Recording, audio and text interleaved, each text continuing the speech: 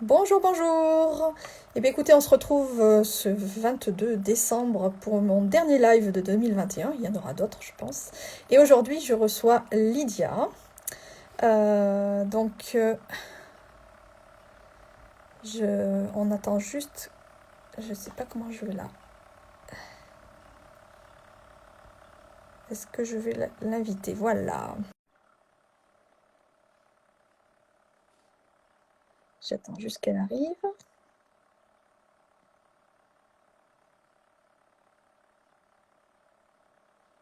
Est-ce que c'est bon, Lydia? Est-ce que tu... Oui, Yes. bonjour. Hello. Alors, Salut. est-ce qu'on nous entend? Ouais, ça fait un petit doublon. Voilà. Est-ce que... Mais bon, Voilà, super. j'ai coupé mon Impeccable. son. Bon, Ouais, ah, attends, j'ai petite coupé mon son moi interférence. aussi. Non, c'est bon. Bon, c'est pas grave. On va s'entendre. Euh, Ouais, je sais pas pourquoi ça oui, fait ça. j'ai pas de son, moi. Tu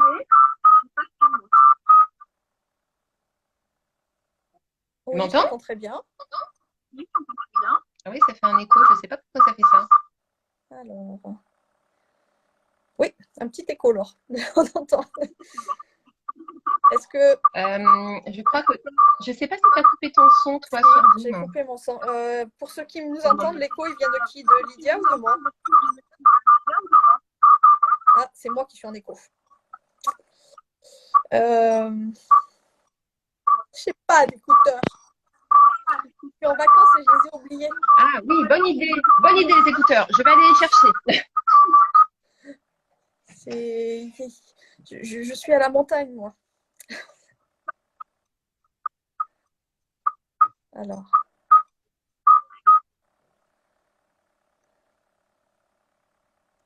bon, sinon, comment allez-vous?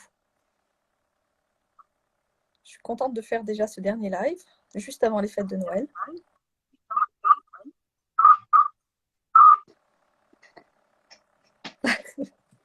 Oui,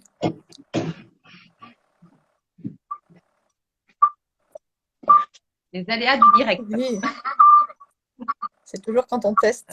Ah, hop, par contre. Et moi, j'ai pas d'écouteurs. Ouais, par contre, j'aurais pas dû prendre ces écouteurs là.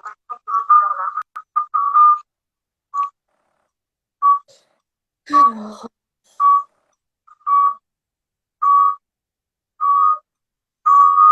ou alors, ce qu'on va faire, on se reconnecte. Est-ce que tu as coupé ton son Oui, sur oui, je Zoom? l'ai, mais il n'y est plus. Ouais, Alors, non, aussi pourtant. Ah, ça y est, je crois que c'est bon. attends, désactiver le son. On va essayer de voir comme ça. Est-ce que ça marche? Ah, c'est beaucoup mieux. Ça a l'air. Ça y est. Moi, je j'ai mes écouteurs parce que. Hop. Voilà. Ah, excusez-nous pour ce contretemps. Yeah. On va y arriver. Voilà. C'est pour faire durer le suspense. Bon, alors, aujourd'hui, on se retrouve avec Lydia, où Lydia, elle va nous parler de comment trouver sa mission de vie grâce au human design, au design humain, et au thème tarologique. Déjà, Lydia, tu vas te présenter, parce que peut-être que tout le monde ne te connaît pas. Et puis après, on Mhm. rentrera dans le vif du sujet. Ok, ça marche. Donc, moi, c'est Lydia. Je suis coach énergétique en reconnexion à soi. Et donc, j'utilise dans ma pratique plusieurs outils. Donc, le design humain, le thème tarologique de naissance et l'Ayurveda. Et en fait, j'interviens à deux niveaux, puisque j'interviens au niveau de l'alignement énergétique, donc avec l'Ayurveda et le Human Design, et aussi au niveau alignement spirituel, donc en lien avec la mission de vie en particulier. Donc, avec le Human Design, le thème tarologique de naissance et l'Ayurveda qui peut aussi servir pour, pour cette recherche de mission de vie. Donc voilà. Bon, merci beaucoup. Et donc j'accompagne, voilà. J'accompagne les professionnels, les particuliers, plutôt les femmes, c'est vrai. Et donc voilà. Et donc je les aide à trouver leur alignement. Merci beaucoup. Eh bien, écoute, je crois que je vais te laisser parler. Je vais te guider si tu oublies certaines choses, parce en a parlé tout à l'heure. Mais je pense que tu as tellement de choses à nous Ouais. dire que ben, je vais te laisser parler et puis nous expliquer un petit peu ben, comment tu fais et comment tu t'aides de ces outils, en fait. Voilà. Ok, ok, ça marche. Alors, la mission de vie, donc, on peut vraiment avoir une orientation par rapport à la mission de vie en utilisant donc le Human Design. Donc, mais pas que. Moi, j'aime bien le mixer avec d'autres outils qui vont venir en fait appuyer finalement ce que le Human Design nous révèle et qui va vraiment nous donner une orientation encore plus précise ou en tout cas venir confirmer ce que le Human Design déjà peut nous amener. Il y a plusieurs éléments au niveau du Human Design qui peuvent nous amener en fait à nous mettre sur la voie de notre mission de vie. Le premier élément, c'est le type énergétique. Donc, si vous suivez les lives de Laure, vous commencez à connaître un petit peu les types énergétiques. Donc, en premier, on a les types générateurs et manifesting générateurs. Donc, c'est les deux types les plus énergétiques du Human Design. Moi, je les appelle les bâtisseurs du nouveau monde parce qu'ils sont vraiment là pour faire, pour créer, pour travailler, pour voilà, construire des projets concrets dans la matière. Ils ont cette force vitale du sacral qui les alimente en permanence. La différence entre générateur et manifesting générateur, c'est tout simplement que le manifesting générateur, lui, va être multitâche. Ça va être un peu un touche-à-tout, donc il va souvent avoir tendance à se lâcher entre plusieurs activités. Donc, il va pouvoir créer 2 à 3 fois plus qu'un générateur classique. On va dire qu'il va plutôt se concentrer sur une chose à la fois. Et donc, les deux ensemble, voilà, c'est vraiment la force de vie du collectif, en fait, hein, dans le monde, tout simplement. Ils représentent 70% de la population mondiale. Donc, voilà, ils sont vraiment là pour faire avancer les choses d'un point de vue concret et matériel.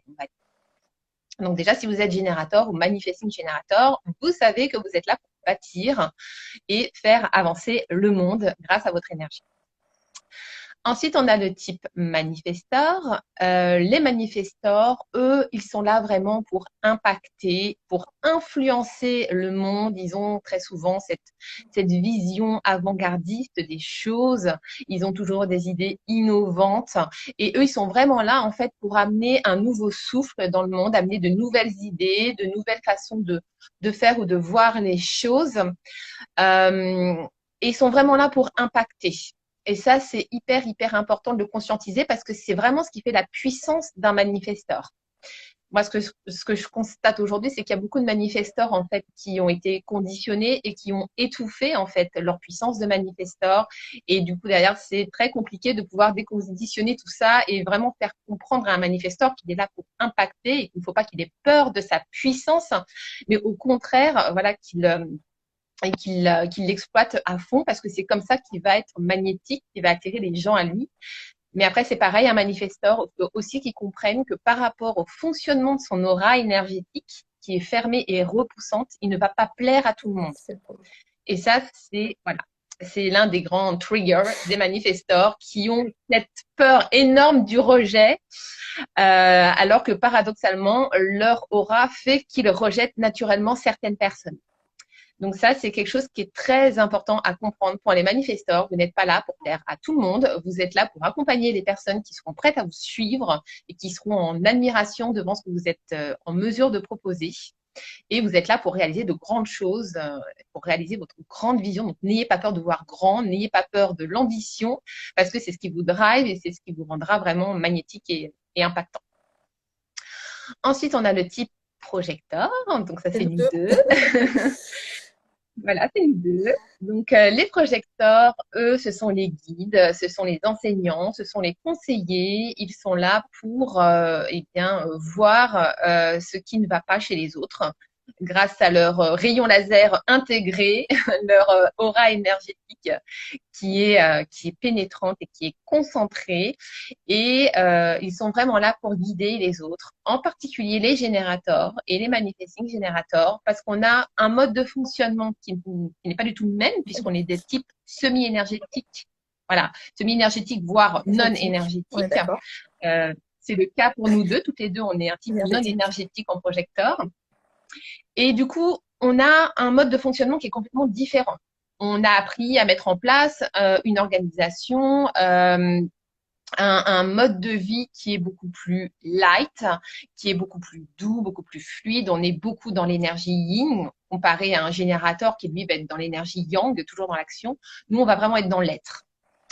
Et du coup, on amène ça, en fait, au reste du monde.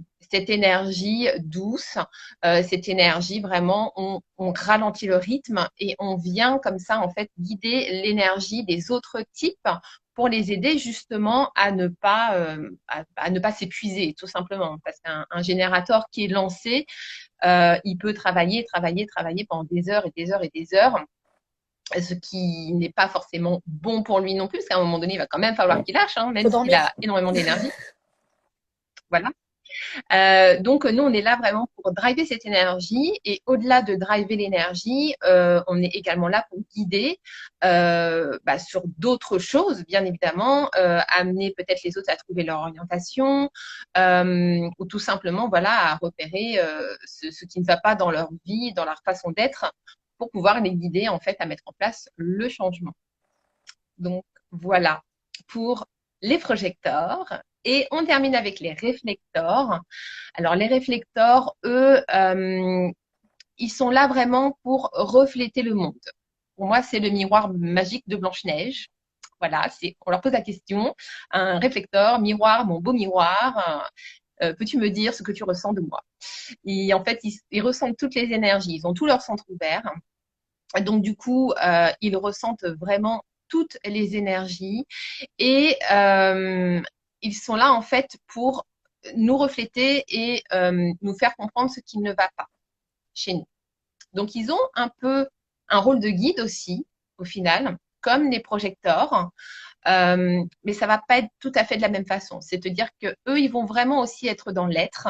Ils sont très très connectés aux astres, à la lune en particulier. Et du coup, ils sont aussi très en lien avec les mondes subtils, avec l'invisible. Et ils peuvent vraiment amener une vraie guidance pour les autres, tout simplement en ressentant en fait eh bien, le monde autour d'eux, l'environnement, etc. Donc, ils peuvent aussi être d'excellents guides et voilà. Voilà, donc on va dire sur les réflecteurs. Très bien. Alors ensuite, un deuxième élément en Human Design qui va nous permettre de nous mettre sur la voie de la mission de vie, c'est le profil. Donc le profil, c'est notre personnalité profonde. C'est vraiment notre rôle au sein de la société. Donc là, au niveau des profils, eh bien, il y a 12 profils, enfin il y a 12 lignes en tout cas. Et en fonction des lignes qu'on va avoir, eh bien, on va savoir un petit peu ce qu'on est venu amener. Donc, la ligne 1, c'est la ligne de l'étudiant professeur. Donc, c'est celui vraiment qui va étudier à fond un sujet sans relâche pour vraiment connaître tous les tenants et les aboutissants dans son domaine de prédilection. Et voilà, vraiment pour établir des fondations très solides. Et ensuite, il va pouvoir transmettre ses connaissances au reste du monde. Ensuite, la ligne 2. Alors, la ligne 2, c'est une ligne un petit peu particulière. Eux, ils sont là, en fait, pour faire don de leurs connaissances au reste du monde, pour les partager aussi. À la différence d'une ligne 1, c'est que lui, il n'a pas besoin d'apprendre. En fait, il sait des choses, mais il ne sait pas qu'il les sait. C'est pas mal. C'est un peu particulier. Il a des talents naturels, il a des connaissances innées comme ça en lui, en fait, que lui ne va pas forcément conscientiser, mais en tout cas, les autres personnes vont le voir. Et en général, ils vont venir le chercher pour ça, pour ses talents en particulier.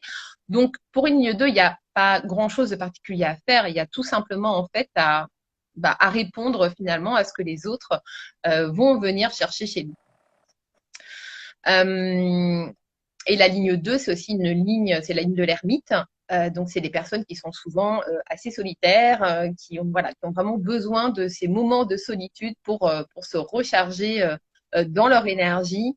Et du coup, avec la ligne 2, alors là, pour le coup, je fais le parallèle avec le tarot, puisque l'ermite dans le tarot, c'est aussi un personnage qui est beaucoup dans l'apprentissage. Donc, un peu comme une ligne 1. Donc, il y a aussi ce côté apprentissage dans la ligne 2 en HD. Ensuite, on a la ligne 3. La ligne 3, c'est l'aventurier, c'est l'explorateur. C'est celui qui est là pour apprendre par l'expérience et qui a envie vraiment d'expérimenter, de tester plein de choses dans sa vie. Il est là, vraiment là, en fait, pour apprendre par l'expérience. Et à partir de toutes les expériences, en fait, qu'il aura eues, eh bien, il sera en mesure, du coup, de pouvoir, lui aussi, transmettre son expérience à d'autres personnes. Donc, qu'elles soient bonnes ou mauvaises, bien évidemment. Mais c'est vraiment son mode de fonctionnement. Ensuite, on a la ligne 4, qui est la ligne du communicateur, du réseauteur.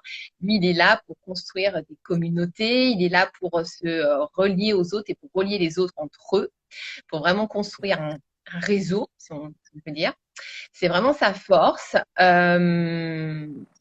Il est très doué pour ça et en même temps, il a aussi ce besoin de temps en temps de retourner aussi dans sa solitude. Donc, il a un petit côté ermite, la ligne 4, mais voilà, il oscille entre les deux. Il y a le côté relationnel qui est hyper important pour lui et d'ailleurs, ça va beaucoup l'aider aussi dans sa mission de vie, puisque quelqu'un qui a une ligne 4 dans son profil, dans l'exécution de sa mission de vie, en fait, il va faire appel à son réseau. Et c'est grâce au développement de son réseau qu'il va pouvoir justement avoir des opportunités. Donc ça, c'est une info capitale qui est vraiment à prendre en compte. Et donc voilà, il est là vraiment pour créer sa communauté. Ensuite, on a la ligne 5, c'est le leader. Donc, le leader qui est vraiment là pour amener les autres avec lui, pour leur montrer le chemin, pour les motiver, pour les booster, pour leur montrer en fait comment faire les choses. Donc, il a aussi un rôle d'enseignant quelque part, puisqu'il est là pour leader les autres, donc il va les emmener avec lui. Il a vraiment en fait le leader, pour moi, il ressemble beaucoup au manifestor dans les types, parce qu'il a ce côté justement impactant, ce côté vraiment influenceur en fait, qui va pouvoir l'aider dans l'exécution de sa mission de vie. Et enfin, on termine avec la ligne 6, qui est la ligne du rôle modèle, donc qu'on appelle aussi le sage. Alors, la ligne 6, c'est particulier puisque pendant une grande partie de sa vie, en fait, il fonctionne comme une ligne 3. Donc, il va tester énormément de choses, il va apprendre beaucoup de choses par l'expérience. Et arrivé vers la cinquantaine, par là, une fois qu'il a fait toutes ces expériences, qu'il a eu sa phase de recul pour observer un petit peu ses expériences, en tirer des leçons, et bien là, il va revenir en fait sur le devant de la scène et il va partager en fait toutes ces leçons de vie. Tout ce qu'il aura appris à travers ses expériences, il va les transmettre en fait aux autres, comme le ferait un vieux sage en haut de sa montagne. Hein. Vous prenez Gandhi, Dalai Lama, Bouddha, etc. Voilà, vous voyez un peu l'idée, quoi. Et la ligne 6, c'est vraiment ça, en fait. Il va venir répandre sa sagesse et apprendre aux autres, en fait, voilà, comment se comporter dans leur vie, etc., pour atteindre le bonheur. Nous allons bientôt devenir des vieux sages.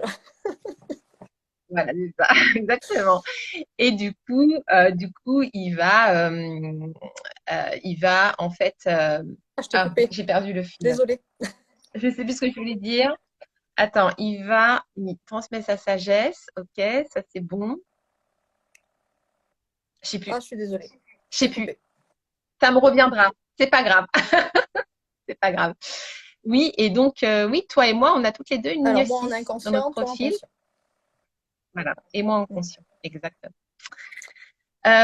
Donc voilà, au niveau du profil, donc là, on a une orientation supplémentaire qui vient se superposer du coup à notre type.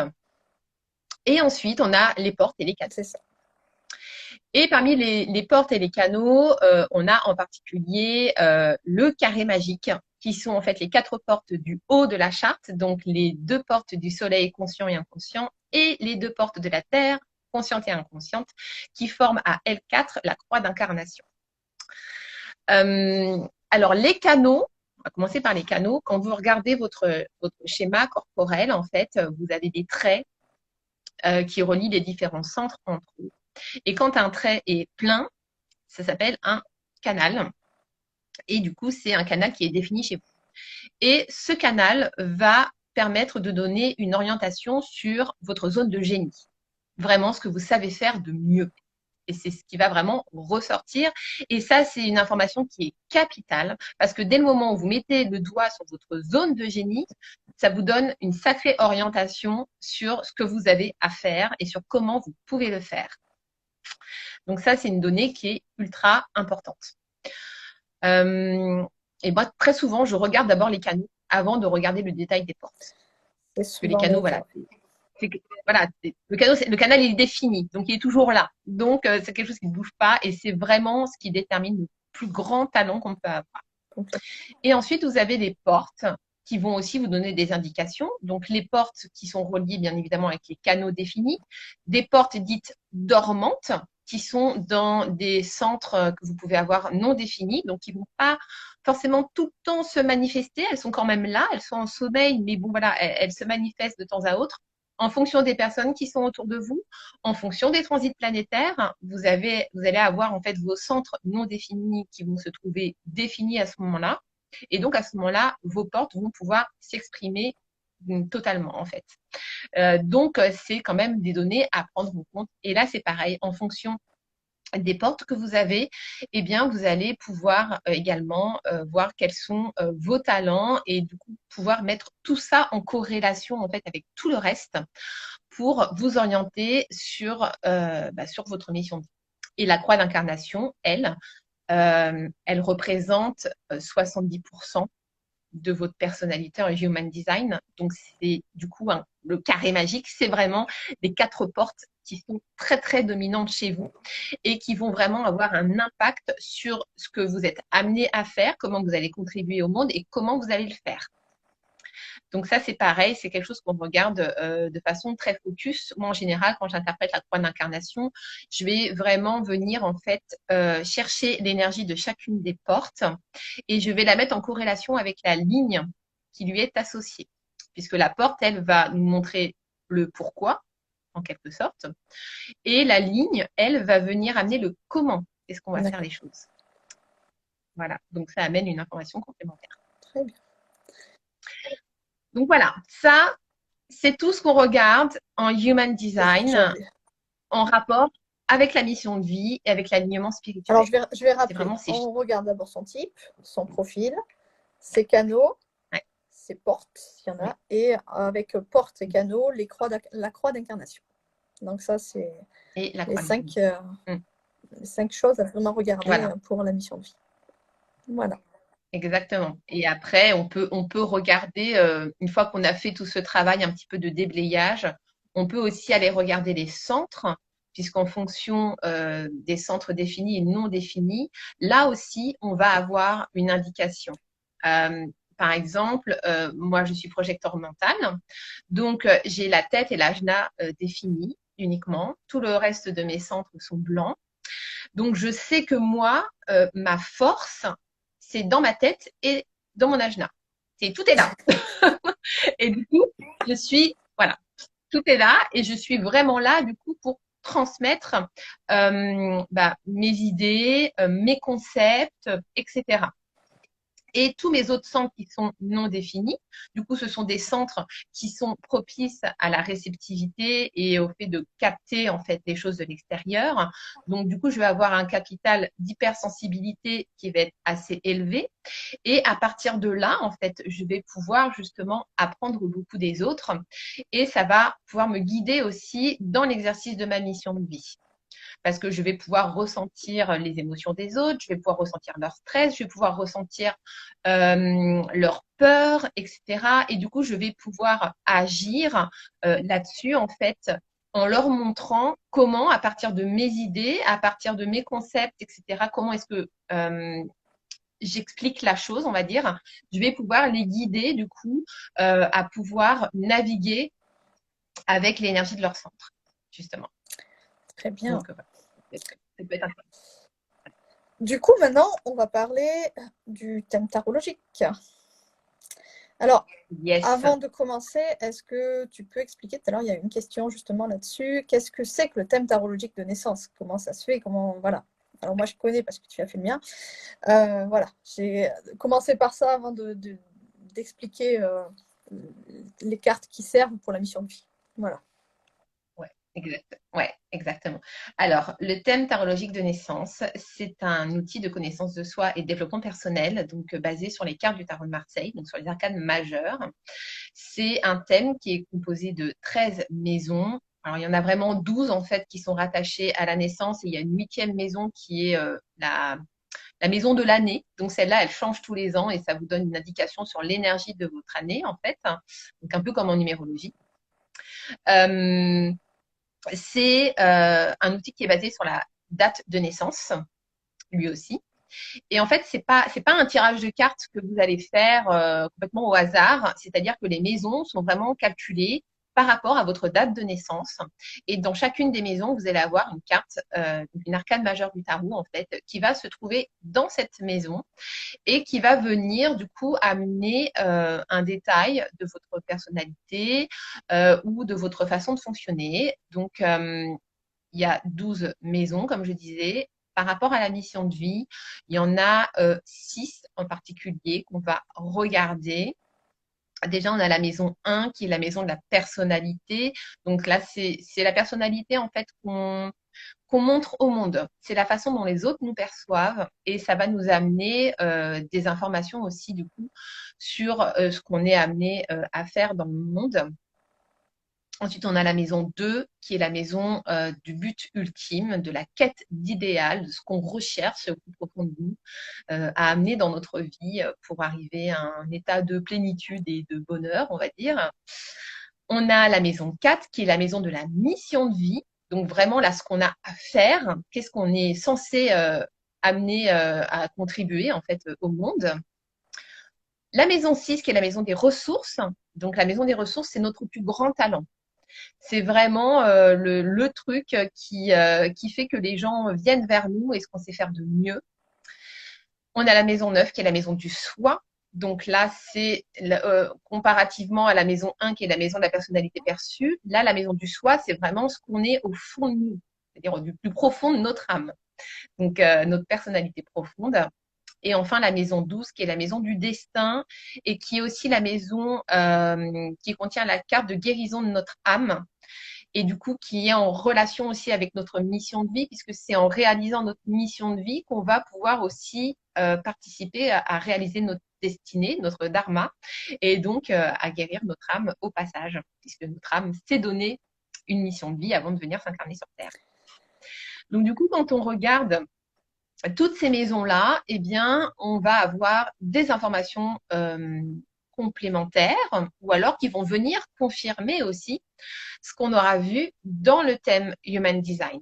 Et les deux corrélés ensemble, ça nous permet vraiment d'avoir une vision hyper précise et hyper détaillée de ce qu'on a à faire. Et ça permet vraiment de nous orienter, de nous mettre sur les rails.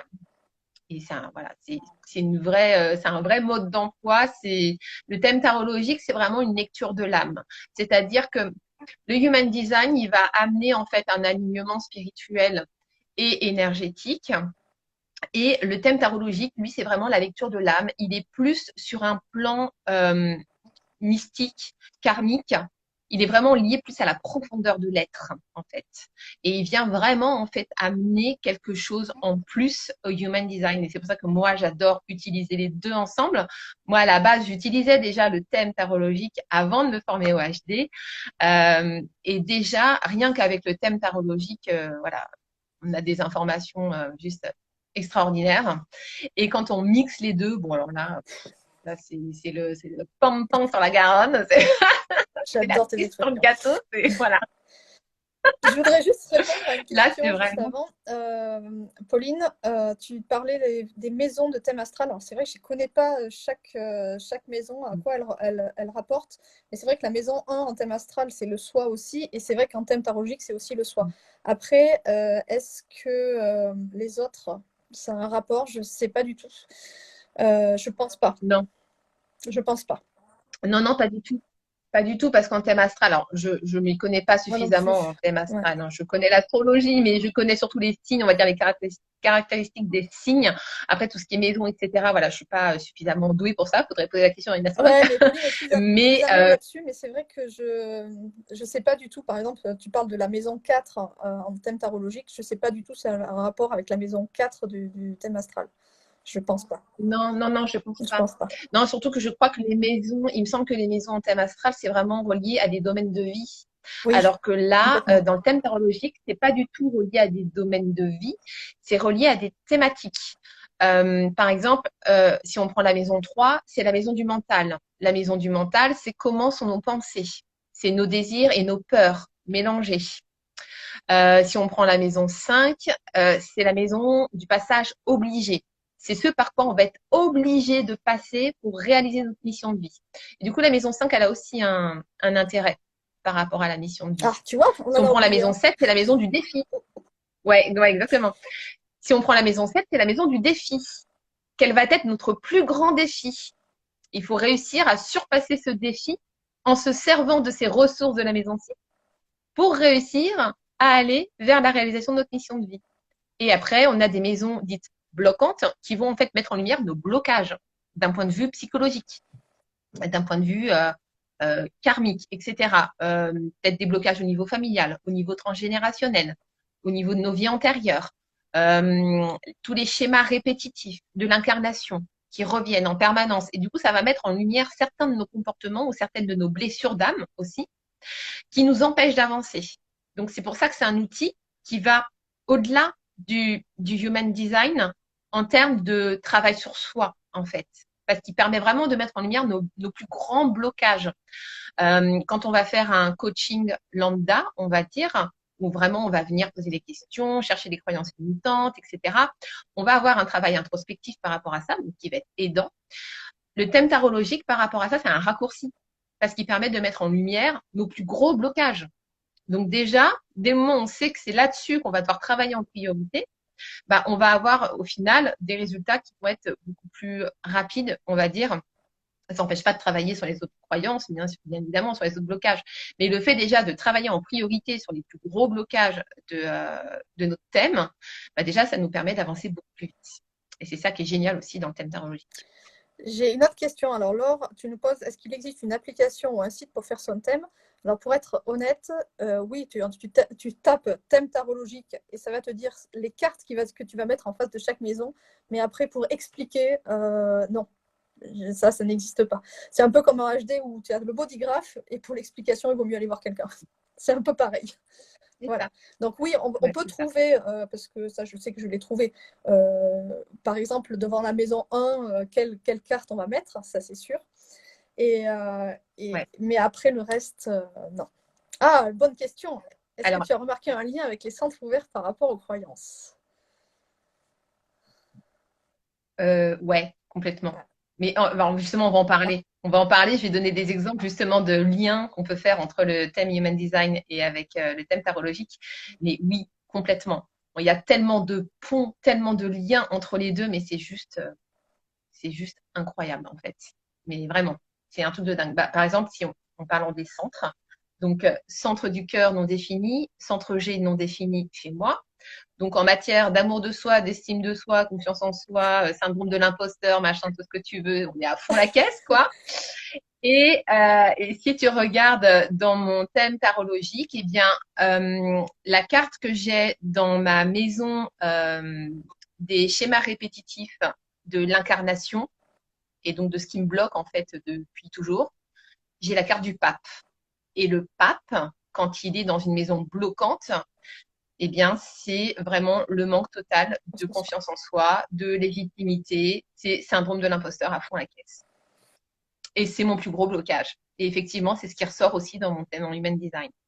Donc oui, clairement, tu peux mettre les deux en corrélation. Bah, d'ailleurs, on va en parler aussi par rapport à certaines caractéristiques, on va dire que moi, j'ai pu repérer entre mon thème HD et mon thème tarologique. Donc, si on parle de l'intuition, par exemple, oui. L'intuition, c'est quelque chose qui est très, très développé chez moi. Quand on regarde mon thème tarologique, j'ai 7 cartes de spiritualité sur 12. Ce qui est juste énorme parce que pour avoir fait un sacré paquet de thèmes tarologiques, voilà, j'en ai rarement vu autant. Donc déjà, voilà, il y a le côté du coup, plus on a de cartes de spiritualité en fait dans son thème tarologique, plus on est connecté à l'invisible et plus notre mission de vie est en lien avec la spiritualité et le monde invisible. On a forcément un rôle en termes de leader de conscience, d'éveil de conscience, en tout cas au niveau de l'humanité. Et quand on regarde mon thème HD, eh bien, j'ai le centre splénique non défini. Quand on a le centre splénique non défini, on est beaucoup plus relié finalement à l'invisible que connecté à nos 5 sens terrestres. On est plus connecté en fin de compte à notre 6e sens. Et très souvent, eh bien, les personnes qui ont le centre splénique non défini ont des capacités de médiumnité. Donc déjà, on a l'intuition qui ressort par rapport à ça. Quand on regarde mes portes, j'ai les 2 portes de l'intuition, la porte 57, qui est dans le splénique, et la porte 43, qui est dans l'ajna. Et j'ai également la porte 2 dans le centre G, qui est la porte de la réceptivité. Donc, la porte de la réceptivité, en fait, c'est vraiment cette capacité à recevoir en fait les dons de l'univers, à recevoir l'abondance de l'univers en permanence. C'est la plus réceptive de toutes les cartes, de toutes les portes, je me mélange, de toutes les portes en Human Design. Et donc, là encore, on voit le côté intuitif, le côté connexion avec l'invisible. Et bien sûr, mon type projecteur mental, qui fait que, en tant que projecteur mental, j'ai un mode de fonctionnement qui est très, très proche de celui du réflecteur. Et du coup, je suis moi aussi beaucoup liée à la Lune, beaucoup liée aux astres. Et du coup, là encore, ça va venir travailler en lien avec l'intuition. Et même si on regarde ma ligne 2, tout simplement dans mon profil. La ligne 2, c'est celui qui sait sans savoir qui c'est. Parce que je canalise à travers mon chakra couronne, donc le centre de la tête, les idées qui me viennent directement de là-haut. Et ensuite, je les range dans ma tête, j'en fais des concepts, etc. Je les rends clairs, intelligibles et je les transmets aux autres. Donc voilà, ça c'est un exemple, par exemple, par rapport à l'intuition. C'est la porte du chauffeur. C'est la porte du chauffeur. Du monopole magnétique. Et ma porte du soleil inconscient. Waouh, trop bien! Et ben moi aussi. Moi, je l'ai, en l'occurrence, c'est ma porte du soleil conscient chez moi. C'est laquelle, celle-là, la 2? Donc, c'est la 2. Ouais. C'est ce que j'ai pas. L'univers m'a oublié là-dessus. Voilà. Et en plus, voilà, c'est ça. Et en plus, elle est dans ma croix d'incarnation. C'est la première porte de ma croix d'incarnation, c'est mon soleil conscient. Donc voilà. Du coup, si je comprends bien, Laure, c'est sa 2e porte. Voilà. Ouais. Exactement, la croix du sphinx, yes. Alors, si on prend en compte un autre exemple, la créativité. C'est quelque chose qui a toujours été très, très présent chez moi.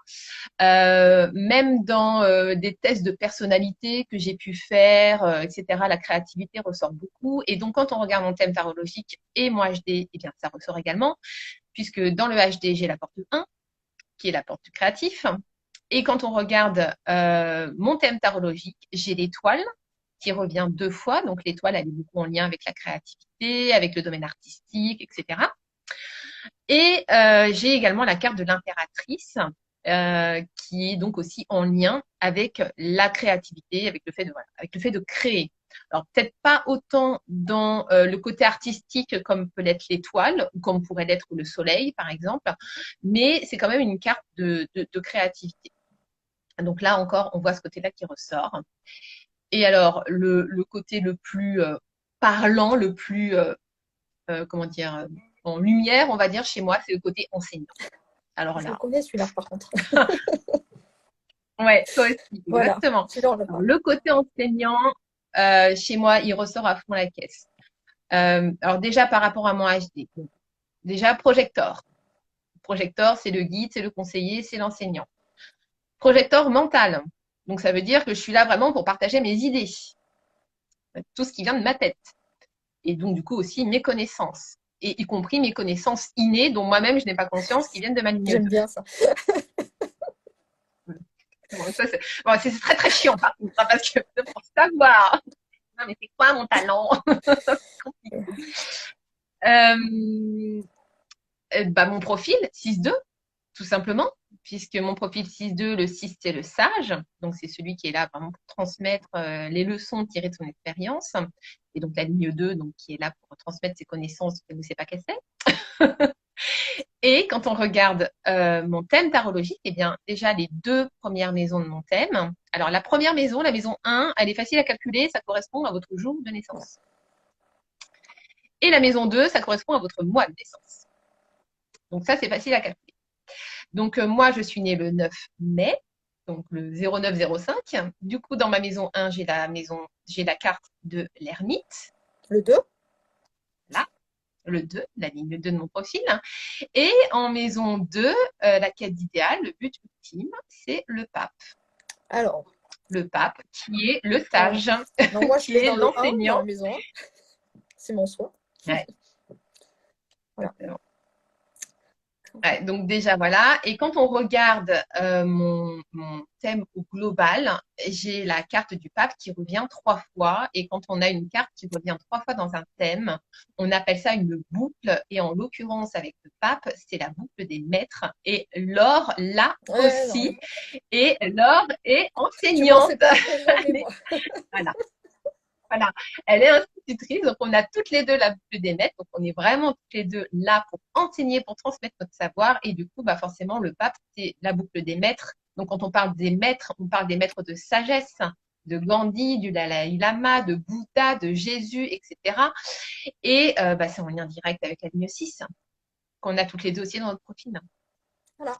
Donc voilà, quand on fait les liens entre les deux, et encore, voilà, ça, ce ne sont que des exemples choisis, mais il y a encore plein d'autres choses. On peut faire des relations entre les deux.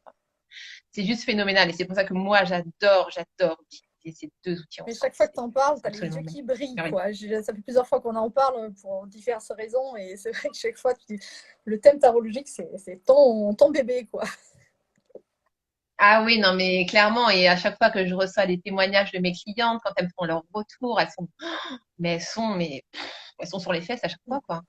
Chaque fois, c'est toujours hyper bluffant. Tu me rappelles quand on avait fait ton thème, à un moment donné, tu m'as dit, non mais Lydia, mais sors de ma tête. Tu me parlais, à l'époque, je ne savais pas trop encore. D'ailleurs, je ne sais toujours pas trop. Mais l'enseignement, c'est toujours quelque chose qui est un peu bizarre pour moi. Je ne sais pas trop si je veux quitter, si je veux rester. Et chaque fois, ça revenait, et ça revenait, et ça revenait. Et tu me disais, mais non, mais fais autrement l'enseignement. Mais oui, je sais. Et voilà. Ça. Et donc, voilà. Donc, c'est vrai que moi, quand j'ai des moments de down, je le ressors, un petit peu comme mon HD, je le ressors et je relis ça. Et je me dis, bon, allez, tiens bon, parce que t'es sur la bonne voie quand même. Voilà. C'est ça. Et c'est ça qui est drôle, c'est que quand tu y reviens, c'est qu'à des moments, bah, tu l'oublies, et puis voilà, un moment de doute, tu y reviens, tu re-regardes à nouveau le thème, et puis tu te dis, ah ouais, c'est vrai, il y avait ça aussi. Oui. Et puis c'est là que des fois, c'est après coup que tu vas faire les liens et que tu vas prendre conscience de certaines choses, ou même que tu vas mettre en relation justement avec des expériences de vie, tout simplement, où là, tu vas voir vraiment la carte en question qui va agir, et tu dis, c'est ça. Ouais, carrément. Et c'est marrant parce que là, on parle de lien entre le HD et la thème tarologique. Et c'est pareil, je veux dire, quand on reprend son thème HD, ben c'est pareil, on voit aussi des petits liens en se disant, ah, mais celui-là, je ne l'avais pas vu. Et puis on le revit. On le vit différemment. Et pareil pour les deux. Et c'est vrai que mettre les deux en même temps, voilà, on comprend pas, chacun voit comme il veut, mais c'est vrai qu'il y a quand même des choses qui se vivent et qui se sentent. Quoi. Voilà. Oui, c'est ça, mais en fait, c'est ça. Comme tu dis, il faut vraiment le vivre, aussi bien que ce soit du côté HD que du thème tarologique. Et puis, c'est surtout que quand tu fais ton thème tarologique au départ, alors surtout si tu connais pas le tarot, tu connais pas les arcanes, etc., ça peut paraître un peu flou. Moi, je sais que la toute première fois où j'ai fait mon thème, ça ne m'a absolument pas parlé.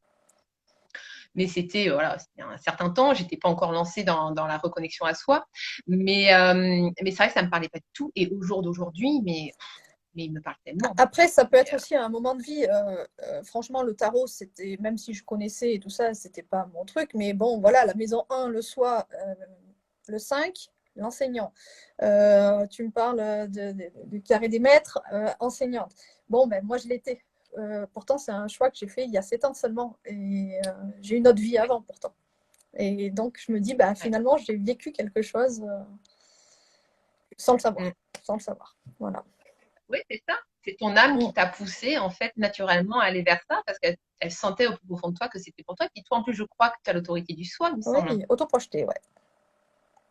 Ben voilà. Donc ton soi, il savait dès le départ vers où aller. Voilà. Ce qui était pas, oui, au début, petite, plus jeune, non pas petite, plus jeune, jamais, j'aurais fait enseignante, surtout pas. Et il a fallu du temps, il a fallu presque 20 ans pour que je me dise, peut-être. Voilà. Comme quoi. Ouais. Yes. Voilà. Bon. Est-ce qu'il y a des questions, peut-être? J'en ai pas vu d'autres. En tout sur cas, le thème j'ai vu Pauline qui disait qu'elle allait creuser parce qu'elle est très axée sur l'astrologie, donc ça peut être aussi intéressant de voir le lien entre les deux. Ah oui. Mais il y a des liens aussi. Ah oui. Sûrement. Là, on n'en a pas parlé parce qu'on reste. Oui, on reste axé sur le thème et et le HD. Mais bien sûr qu'il y a des liens avec l'astrologie par rapport à l'intuition, par exemple, chez moi, ascendant Scorpion. L'ascendant, il est en lien direct avec la mission de vie. Voilà. Donc voilà, non mais après voilà, c'est voilà. ça. Et Laure qui disait que c'était un lien qui était très clair. Donc Laure est très... Ah, j'ai perdu le mot. Formatrice, c'est pas le mot. HD. Enseignante, c'est pas le mot, je cherchais pas. Je cherchais. Donc d'avoir les liens comme ça très clairs, c'est aussi intéressant de voir qu'elle peut voir des liens, quoi. Donc c'est sympa. Voilà. Ah oui, non, mais à chaque fois, c'est prise de conscience. Je suis en train de calculer mon thème et j'ai 3 fois le 7. Est-ce que tu peux me dire quelque chose à ce sujet? Alors, le 7, c'est la carte du chariot. Le chariot, c'est la détermination. C'est la confiance en soi. C'est le fait vraiment de mener sa vie, de prendre en fait les rênes de son destin en main et de savoir en fait mener sa barque. C'est vraiment une volonté et une détermination, voilà, à se fixer des objectifs vraiment très précis et à ne jamais abandonner, à ne jamais baisser les bras et à aller vraiment vers la réalisation de cet objectif. Donc c'est une carte qui a une influence génialissime parce que c'est une des meilleures cartes parmi les arcanes majeures du tarot. Quelle chance. Quand elle sort dans un tirage dans un tirage lambda, on va dire, quand elle sort, bon, c'est toujours symbole de succès, de réussite. Quand on voit la carte du chariot au niveau du symbolisme, c'est un gars qui est en train de conduire un char en fait et qui conduit 2 chevaux. Alors il y en a un qui part dans un sens, il y en a un qui part dans l'autre et lui on voit qu'il est vraiment là en train de tenir les commandes pour les remettre sur le droit chemin. Donc c'est vraiment cette idée-là en fait de conduire sa vie et dans le chariot il y a aussi une notion de pouvoir. Alors, il faudrait voir exactement dans quelle maison elles sont situées. Mais cette notion de pouvoir, ça peut être aussi voilà, cette volonté vraiment d'exercer une sorte de pouvoir sur sa vie, ou peut-être de pouvoir de manière générale, en fait, mais en tout cas d'être maître de sa vie. Et ça, c'est quelque chose qui ressort très, très fort. C'est une énergie qui est très, très yang. Et j'adore. Ça me fait penser à mon canal 952 et ma croix du Sphinx. Ben voilà. Yeah. On a fait le lien. Ouais. Ah, c'est chouette. C'est chouette. Yes. Bon. Eh bien, écoute, est-ce qu'on a fait le tour, Lydia? Je crois. Tu as bien parlé, là. Tu as bien... Oui. Christine Dever, ma perspective en design humain est le pouvoir et ma motivation le désir. Et ben voilà, le pouvoir. Ça ne m'étonne pas. Oh, c'est très beau. Après, il faudra faire ton thème complet pour voir les liens, mais non, mais c'est absolument magique. C'est absolument magique parce que quand on voit les liens, des fois, c'est des prises de conscience qui sont après coup. Et là, on réalise, oh, mais comment j'ai pas pu le voir avant? C'est des trucs, mais et à chaque fois, en plus, moi, à chaque fois, j'ai des prises de conscience comme ça. Et ça me fait des frissons dans tous les sens. À chaque fois, je sais que mon âme, elle réagit. C'est absolument magique, quoi. C'est génial. J'adore. Je suis ultra fan de tous ces outils. Même tu vois, par rapport à ma mission de vie, si tu prends ma mission de vie en tant que telle, dans ma croix d'incarnation. Donc moi, j'ai la croix d'incarnation à angle gauche du défi. Donc les croix d'incarnation à angle gauche, c'est des missions de vie qui sont tournées en fait vers le collectif. On est vraiment là en fait pour pas pour vivre sa petite vie à soi, mais vraiment pour avoir un impact sur le monde. Oh. On le voit également avec le profil. Les profils, tous les profils qui commencent par 4 jusqu'à 6, c'est pareil, c'est des profils qui sont tournés vers les autres. Donc moi, voilà, profil 6-2, 1, angle gauche, on est Sauf bien. le 4-6. Pour le savoir, celui-là, il est. Le 4-6, il y est aussi. En principe. Le 4-6, c'est tourné vers le collectif aussi, non? À partir du 4? Je ne suis pas sûre. Il y a le 4-1 qui est, il me semble. Laure, tu confirmes ou pas? Je crois que le 4-6, il est inter, il me semble. Que je dise pas de bêtises. Alors, tu confonds peut-être avec le 4-1. Le 4-1, il est particulier. Oui. Bif, effectivement, il fait la jonction entre les deux. Je n'ai pas là ici, parce que je suis pas là ici. Mais le 4, non, le 4-6, il est tourné vers le collectif, parce que de toute façon, plus à la ligne 6 oui, qui influence de toute façon. Oui, c'est ce qui m'avait choqué, moi, justement. Bon. Oui, non, le 4-6, je te confirme qu'il est tourné vers les autres, hein, c'est sûr et certain. Et pour le coup, Lélia, justement, d'Ayam Coena, avec qui on a créé le programme Quintessence, elle est 4-1. Et elle, effectivement, elle fait le pont entre les deux. Non, d'accord, tourner vers l'autre. Oui, tourner vers l'autre. Ah, tu vois, Laure confirme. J'ai confondu avec quelque chose, autre chose. C'est pas grave. Ouais. Et donc, au niveau de ma croix d'incarnation, eh bien, j'ai la croix d'incarnation du défi. Donc, le défi, ça veut dire que je suis là pour défier, en quelque sorte, tout ce qui existe déjà, tout ce qui est déjà mis en place, et amener une façon différente de faire les choses.